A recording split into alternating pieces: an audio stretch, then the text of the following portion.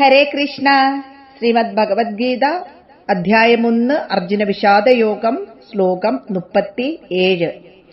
തസ്മന്നർഹാ വയം ഹന്തും ധാർത്തരാഷ്ട്രാൻ സ്വബാന്ധവാൻ സ്വജനം ഹി കഥം ഹത്വാ സുഖിനഃ സ്യാമ മാധവ.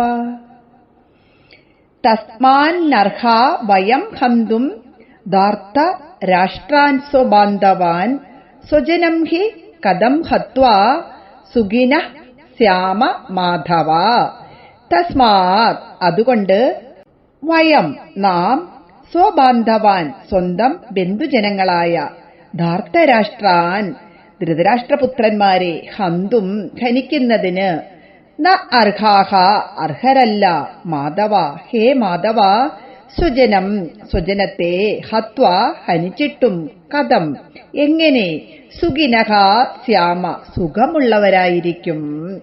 വീണ്ടും അർജുനൻ ഭഗവാനോട് ചോദിക്കുകയാണ്, സ്വന്തം ബന്ധുക്കളായ കൗരവന്മാരെ കൊല്ലാൻ ഞങ്ങൾക്ക് കഴിയുകയില്ല. ഹേ കൃഷ്ണ, കൗരവന്മാരെ കൊന്നിട്ട് ഞങ്ങൾ എങ്ങനെ സുഖിച്ച് ജീവിക്കും?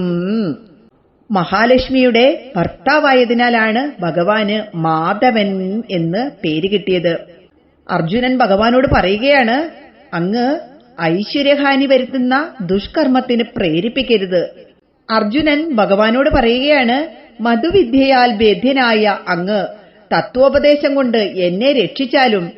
അർജുനന്റെ മമതാബന്ധമാണ് കർത്തവ്യ നിർവഹണത്തിന് വിഘാതം സൃഷ്ടിക്കുന്നത്. സ്വന്തം ബന്ധുജനങ്ങളെ, സ്വജനങ്ങളെ എന്നൊക്കെ ആവർത്തിച്ച് പറഞ്ഞുകൊണ്ടിരിക്കുന്നത് സത്വമോഹത്തെ വെളിവാക്കാൻ വേണ്ടിയാണ്.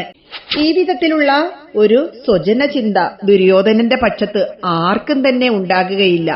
അത് അടുത്ത ശ്ലോകത്തിൽ കാണുമ്പോൾ നമുക്ക് പഠിക്കാനായിട്ട് സാധിക്കും. ഹരേ കൃഷ്ണ.